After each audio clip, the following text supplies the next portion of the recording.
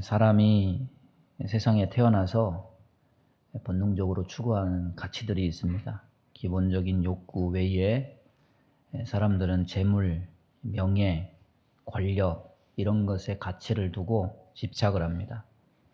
그러나 사람이 살아가면서 그것보다 더 진정으로 가치 있는 것이 무엇인지를 깨닫게 되는데 그런 것들은 거창한 것이나 화려한 것이 아닙니다. 너무 친숙하고 소박한 것들입니다. 그 중에 대표적인 가치가 바로 가정입니다. 아무리 이 사회가 물질 문명, 쾌락으로 어지럽혀 있고 그 폐해 속에서 많은 가정들이 타격을 받고 있는 것이 사실이지만 그래도 가정의 가치를 부정하는 사회나 부정하는 사람은 없습니다. 심지어 복음의 가치를 부정하는 사람들조차도 가정의 가치는 인정합니다. 하지만은 심적으로 이런 말들에 고개를 끄덕이고 동의하고 구호를 외치고 강조한다고 해도 실제 가정들의 뚜껑을 열고 보면 오늘날의 가정의 모습은 많은 부분에 위태위태하고 심각하다고 아니할 수 없는 것이 사실입니다. 그래서 가족 간의 안부를 물으면은 거의 대부분 얘기가 비슷해요. 저도 얼굴 보기 힘들어요. 잠만 자요. 같이 밥 먹은 지 오래예요. 얼굴 보기도 힘들고 같이 밥 먹기도 힘들고 같이 얼굴 마주하고 5분 이상 편안하게 이야기하는 것도 힘든 것이 바로 오늘날 우리의 현실 가정, 현실 부부, 현실 자녀와의 관계가 아닌가 싶습니다. 왜 이렇게 살아야 되느냐? 이런 대답 역시 공통적으로 비슷합니다. 어른들은 직장에 내몰리고 먹고 살아야 되는데 어쩝니까? 학생들은 학교와 학원과 취업으로 내몰리고 공부 안 하면 누가 나를 먹여주나요? 누가 나를 성공시켜주나요? 다 알고 있지만은 본인은 오죽하겠냐는 자기도 자기 삶을 어떻게 할 수 없다는 그런 체념, 짜증스러움, 어쩔 수 없이 그러기 때문에 현실에 굴복하는 그런 마음들이 그 대답 속에 다 들어 있습니다. 그래서 우리는 이 사회 속에 살아가지만은 모순도 함께 보고 있어요. 가족을 위하고 성공을 위한다고 말하면서 실제로는 이미 주어진 가치는 방치하고 그 가치를 훼손하고 해체시키는 모순을 저지릅니다.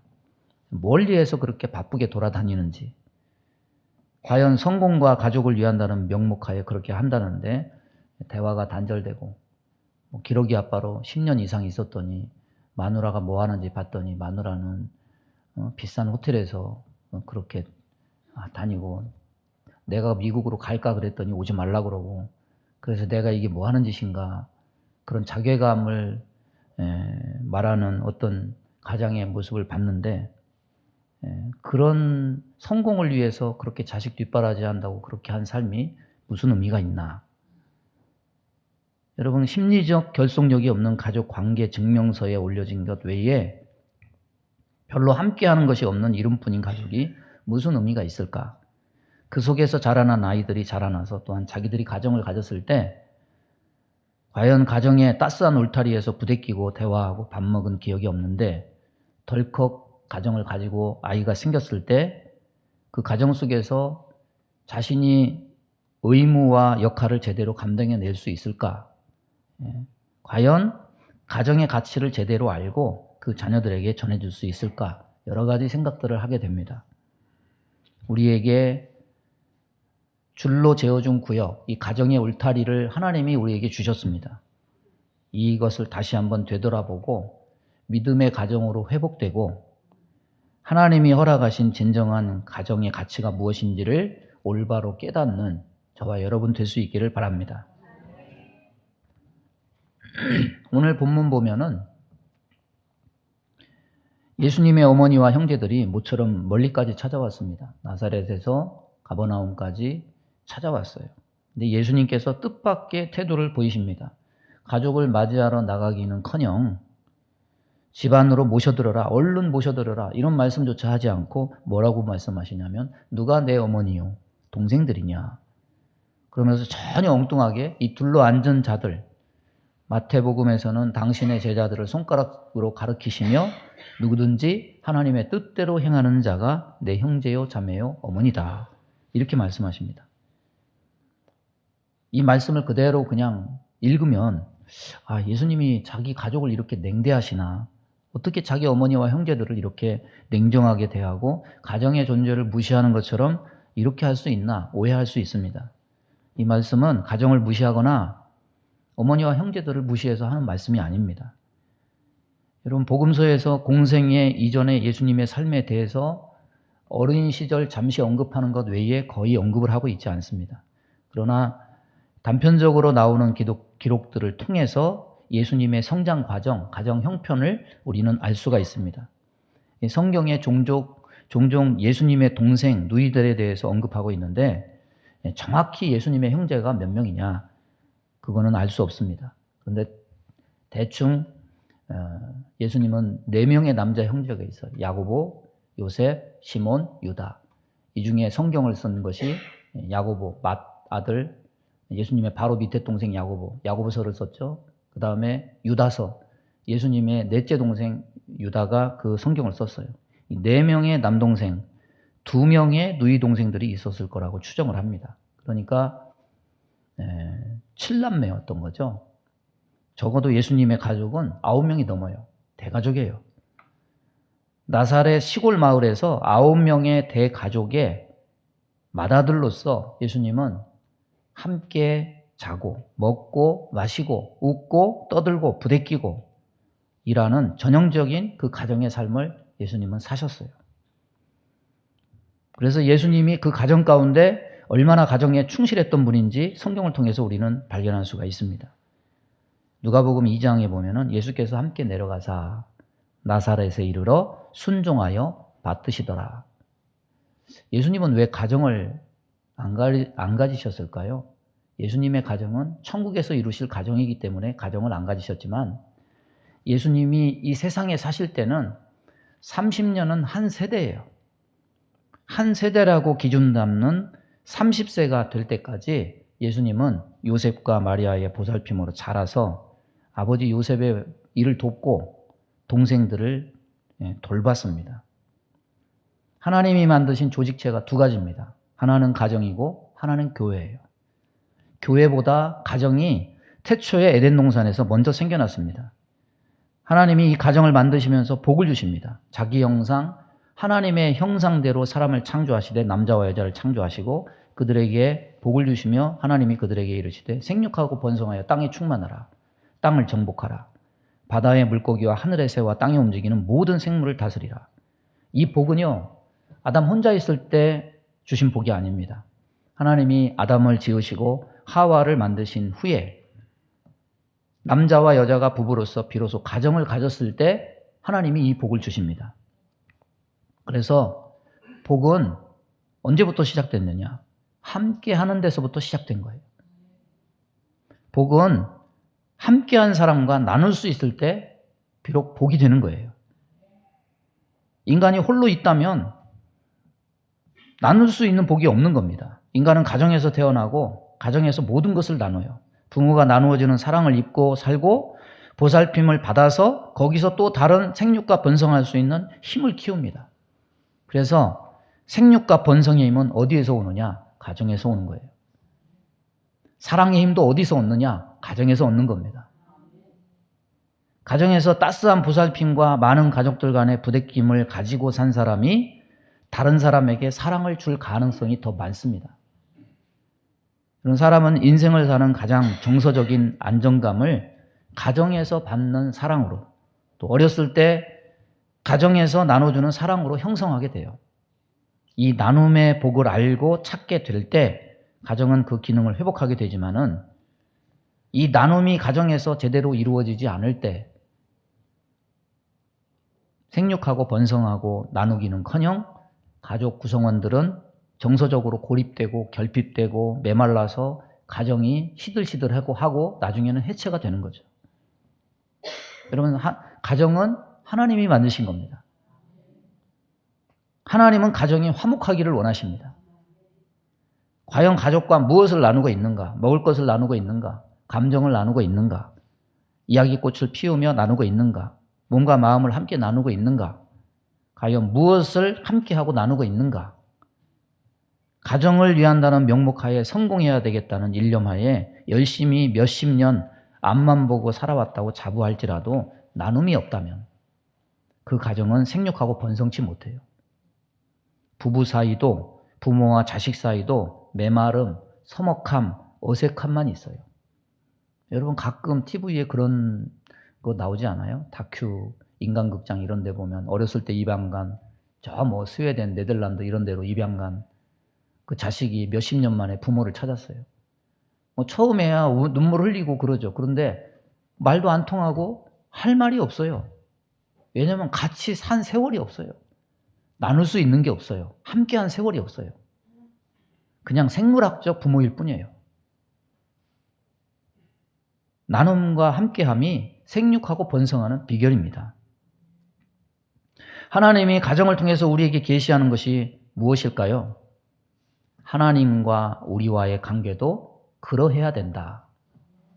가정을 통해서 하나님은 또한 우리와 하나님과의 관계가 그러해야 된다는 것을 계시하십니다. 여러분 혼자 있는 것은 복이 아니에요. 하나님과 함께하는 삶이 참된 복된 삶이에요. 그러나 하나님과 함께 해야 된다는 하면서도 우리는 도무지 하나님과 나눌 줄을 몰라요. 참 안식과 평안함은 하나님과 나누는 삶에서 오는 것임에도 불구하고 뭐가 그렇게 바쁜지 우리는 하나님과 나눔의 삶을 벗어나서 뭔가 홀로 쟁취해서 생육하고 번성기를 원해요. 여러분 성경 보세요. 구약도 신약도 전부 하나님은 가정을 상징하고 있어요. 율법을 받고 시내산에 올라가서 70인 장로가 한 게 뭡니까? 70인 장로가 시내산에 올라가서 먹고 마시며 나눴어요. 성막에서 화목제를 드린 다음에 그 화목제를 드린 백성들이 성막에서 한 게 뭡니까? 화목 제물을 가지고 먹고 마셔요. 요한계시록에 예수님이 문을 열면 내가 너로 들어가서 너로 더불어 먹고 나는 너와 먹고 마실 것이다. 뭘 얘기하는 겁니까? 성경은 하나님이 이루시는 가정을 우리에게 상징하고 있는 거예요. 복은 함께하고 나누는 것에서 와요. 하나님과 함께하고 하나님과 나눠야 그 안에서 생육하고 번성하는 힘을 얻게 됨을 하나님은 가정을 통해서 우리에게 계시하십니다. 여러분 가정의 가치가 얼마나 보배롭고 소중한 줄 아십니까? 가정의 가치는 이 세상에 국한된 것만 아니에요. 육신도 없어지고 믿음도 없어지고 기도도 없어지게 될 거예요. 천국 가면. 그런데 세상 모든 것이 다 없어져도 사랑은 없어지지 않아요. 하나님의 가정은 없어지지 않아요. 하나님이 만드신 저 영원한 하늘에서의 가정은 그 어느 가정보다도 화목한 가정이 될 것입니다. 그 하나님이 만드신 가정에 뭐가 있느냐? 하나님과 함께하는 삶이 있어요. 영원히 함께하는 삶이 있습니다. 영원히 나누는 삶이 있어요. 그 가정은 영원히 화목한 가정이 될 것입니다. 하나님은 당신의 가정을 가지실 계획을 가지고 계셔요. 어머니와 형제들이 모처럼 멀리서 찾아왔는데 예수님이 가족을 맞이하러 나가기는커녕 집안으로 어서 모셔들어라 말씀조차 하지 않고 누가 내 어머니며 내 형제냐 엉뚱하게 당신의 제자들을 손가락으로 가리키면서 누구든지 하나님의 뜻대로 행하는 자가 내 형제요 자매요 어머니다. 세상에 무슨 이런 아들이 있고 이런 형이 있습니까? 자기 핏줄 제쳐놓고 다른 사람들을 가리켜서 당신의 진짜 어머니 형제요 자매라고 한다면 이게 불효 아닙니까? 형제에게 매정하게 대하는 거 아니에요? 그런데 예수님의 가족들이 왜 왔을까요? 이때 왜 왔을까요? 뭔 말을 하려고 왔을까요? 주님, 우리가 당신을 메시아로 믿겠습니다. 고백하려고 찾아와서 불렀을까요? 아니에요. 이렇게 예수님의 어머니와 형제들이 찾아온 목적이 있습니다. 이 본문 전의 상황을 보면 마리아와 동생들이 시골에 있을 때 소문을 들었어요. 어떤 소문을 들었느냐? 예수가 미쳤다. 소문을 들었어요. 그래서 예수님의 가족들이 예수님을 만나려고 찾아온 것은 그가 귀신 들렸다는 소문이 가족들에게 들리기 때문에 걱정이 돼서 예수님 설득해서 여기서 왜 이런 소리 듣고 여기서 사냐? 집으로 데려가기 위해서 온 거예요. 당시 종교 지도자들로부터 배척받는 것이 매우 위험스러운 일로 보이고 염려스러워서 쓸데없이 종교 지도자들의 미움 사지 말고 조용히 집에 와서 왜 그런 소리 듣고 그런 위험을 자처하냐. 조용히 집에 와서 일하라. 부르려고 온 거예요. 그들은 예수님의 가족이었지만은 예수님 사역 초기에 예수님의 가족들은 예수님을 그리스도라 믿지 않았습니다. 예수님의 어머니는 가나 혼인잔치 기적도 함께 참석해서 경험했어요. 또 예수님의 혈육들은 이런 모친 마리아로부터 예수님의 신비스러운 출생의 비밀도 들었을 겁니다. 그러면 믿고 따라야죠. 그러나 그들은 예수님의 진리의 말씀을 듣고 순종하려고 온 것이 아니라 오히려 진리의 말씀을 전하지 못하도록 강권하고 설득하려는 목적으로 온 거죠. 육으로 보면 자식을 위하고 형제를 위한 일로 온 겁니다. 그러나 영적으로 보면 하나님이 계획하신 가정을 세우는 일을 회방하고 깨는 일이에요. 베드로를 빗댈 수 있죠. 베드로가 예수님을 위해서 예수님 사역을 만류하면서 십자가를 진다니까 주여 절대 그러면 안 됩니다. 그리 마옵소서. 그런 일은 절대로 미치지 아니하리이다 했을 때 예수님이 뭐라고 말씀하십니까? 너는 나를 넘어지게 하는 자로다. 사탄아 물러가라. 육신으로 보면 예수님을 위하는 일이지만 영적으로 보면 하나님의 구속사역을 회방하는 마귀의 일이 된 거죠. 그래서 예수님은 이것을 아시고 누가 내 모친이며 내 형제냐. 전혀 엉뚱하게 당신의 제자들을 손가락으로 가리키면서 누구든지 하늘에 계신 내 아버지의 뜻대로 행하는 자라야 내 형제요 자매요 어머니다. 세상에서 가족관계 이상의 관계가 어디 있습니까? 무엇보다도 소중하죠. 그러나 여러분 우리는 이 말씀을 통해서 깨달아야 돼요. 가족관계를 넘어서는 육신의 가족관계를 넘어서는 본질적인 가정이 있습니다. 그것은 하나님이 세우실 하나님의 새 가정이에요. 이 말이 혈육으로서는 섭섭한 말씀이지만은 하늘에서 이루어질 새 가정을 염두에 둔 말씀임을 안다면은 섭섭하게 들을 말씀이 아니라 이 세상에서 육으로 맺어진 가족관계가 전부가 아님을 새삼 깨달아야 돼요. 육신의 부모도 부모죠. 그러나 성경은 우리에게 육신의 부모 이전에 우리에게 참 부모를 가르쳐줘요. 하나님 아버지가 우리의 진정한 부모시다. 이 세상에서 자신을 가장 올바로 이해하고 위로해야 될 사람이 누굽니까? 가족이죠. 사람이 가장 안정을 누리고 평안을 누리게 되는 것이 어디입니까? 가정이죠. 그러나 육신적인 관계는 영원하지 못해요. 예수님은 너의 육신의 가정이 소중하냐? 그러나 믿음이 다르다면 육신의 삶이 끝난 후에는 이후로 영원히 얼굴을 볼 수 없게 될 것이다. 이걸 말씀하시는 거예요. 가정이 소중하죠. 그런데 육신의 가정은요, 끝나는 때가 있어요. 이 세상에서 임무를 다하고 이 세상에서 끝이 나요. 아무리 애틋하고 나눔이 있고 오순도순 정겹고 행복한 가정이었다 할지라도 죽고 나면 믿음의 여부에 따라서 가족관계가 달라지게 될 것임을 암시하고 있는 거예요. 가정의 소중함에 대해서 우리만 강조합니까? 여러분 통일교도 가정의 가치를 내세우면서 포교 활동을 벌이고 있지 않습니까? 복음을 떠난 가정의 행복, 이 세상에 국한돼서 즐겁고 기쁜 가정, 거기에 머무른다면 그냥 도덕 윤리에 불과하죠. 그래서 우리는 이 말씀을 통해서 착각을 깨야 돼요. 가정이 소중한 이유를 말씀 안에서 찾아야 됩니다. 이 세상에 있는 육신의 혈통에 기반을 둔 가정, 그것이 모든 사람들의 안식과 평안과 행복과 기쁨과 너무나 소중한 삶의 근간일지라도 그 가정은 절대로 영원하지 못할 것이다. 죽음이 모든 것을 갈라놓습니다. 재물에 자기의 안정과 평안을 기대하는 자는 죽음이 그것을 박탈해서 한 푼도 가지지 못하는 것처럼 그처럼 소중한 삶의 기반이었던 가족이 믿음의 여부에 따라서 죽음과 함께 해체돼요. 믿음의 뿌리를 둔 가족관계가 아닌 이상 우리는 결국 헛된 것에 삶의 기반을 둔 것에 불과할 뿐임을 우리는 알게 되는 겁니다. 참 가정이 하나님이 세우시는 가정이 참 가정의 본질임을 우리는 깨달아야 됩니다. 예수님은 오늘 말씀을 통해서 하나님의 가정, 하나님이 세우시는 예수님의 참된 가정, 새로운 가족관계에 속한 자의 특징이 뭐냐, 이것을 제시합니다. 하나님을 믿는 자, 예수를 영접한 자, 이렇게 말씀하지 않고 뭐라고 하느냐, 누구든지 하나님의 뜻대로 행하는 자가 내 형제요 자매요 어머니니라. 따라서 해보겠습니다. 아버지의 뜻대로 행하는 자가 예수님의 가족이 된다. 하나님께서 사람을 창조하신 다음에 보시기에 심히 좋았더라. 거기에 기쁨이 있고 인정이 있고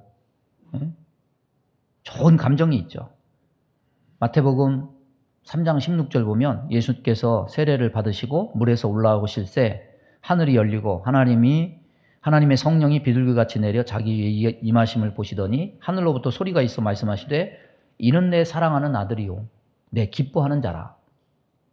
태초의 인간과 세례를 받으신 예수님 다 하나님의 기쁨이 됐어요. 그 이유는 뭡니까? 그것은 순종에 있어요. 여러분, 부모에게 기쁨을 주는 참 자녀는 그 부모의 말에 순종하는 자녀예요.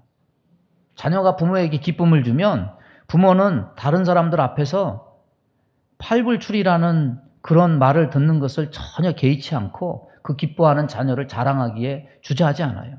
오히려 더 보람되고 자랑스럽게 자녀를 자랑하면서 침 튀기면서 칭찬하기 바빠요. 범죄하기 전에 인간은 하나님의 말씀을 들었습니다.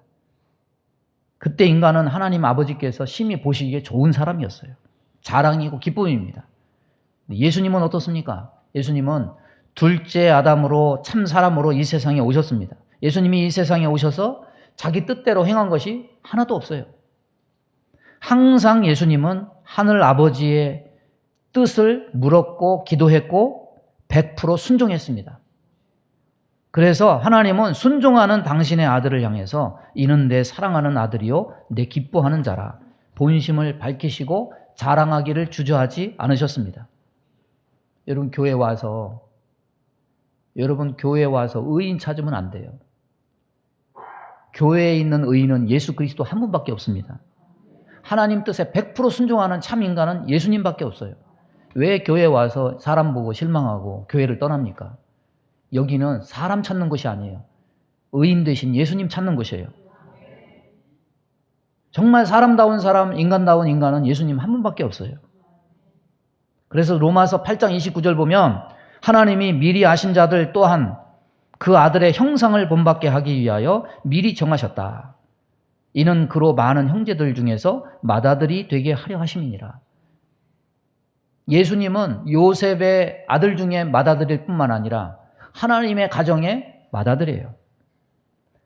맏형으로 세우신 예수 그리스도가 바로 우리가 본받아야 될 참 인간의 모습임을 이 땅에 보내서 살게 하시고 계시하셔요.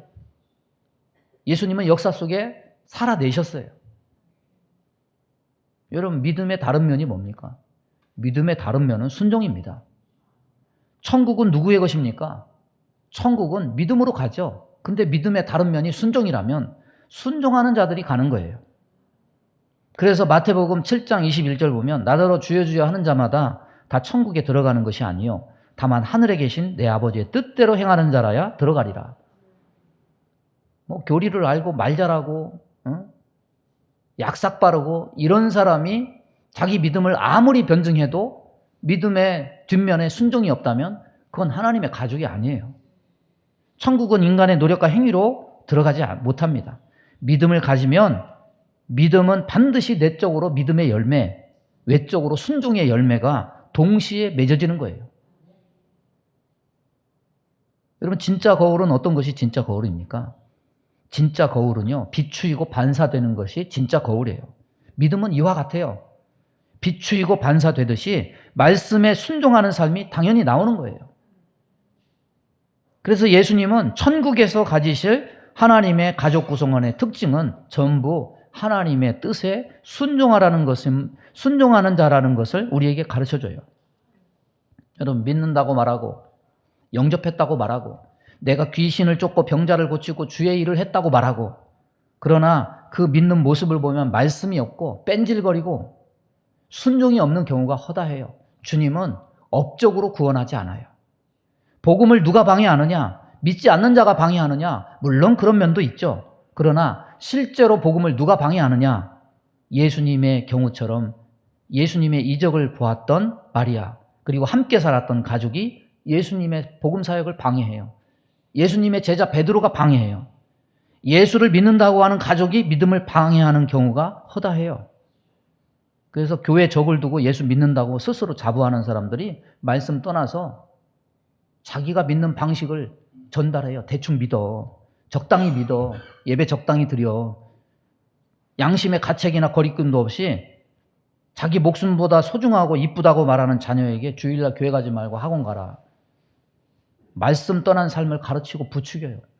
그 아이가 앞으로 세상에서 어떻게 무슨 방패막이로 살아갈 것인가 참 염려가 되죠. 여러분, 이렇게 말하는 사람이 있다면, 말씀과는 아무런 상관이 없는 삶을 산다면 하늘의 가정의 구성원이 될 자격이 없는 거예요. 여러분, 지금의 가족관계가 하늘나라에서 영원한 관계로 이어진다면 정말 복 중에 복일 겁니다. 그렇게 되기를 바랍니다. 그런데 예수님의 모친이라도, 예수님의 형제 자매일지라도 아버지의 뜻대로 행하는 자, 말씀을 듣고 행하는 자가 되지 않는다면 혈육의 정, 많은 날을 함께하면서 세워진 애틋하고 소중한 가족관계는 이 세상을 끝으로 사라지게 될 것이다. 경고하는 말씀이에요. 신앙생활하는 것이 너무 애처롭게 보여서 적당히 하라고 하면서 말씀을 떠난 삶을 가르치는 사람들, 과연 그것이 가족을 위하는 것인가? 그 반면 예수님은 피도 눈물도 없는 분이라서 어머니와 형제들을 부정하거나 스승을 위하는 제자를 향해서 사탄아 물러가라, 너는 나를 넘어지게 하는 자로다, 이런 말씀을 하는 것인가?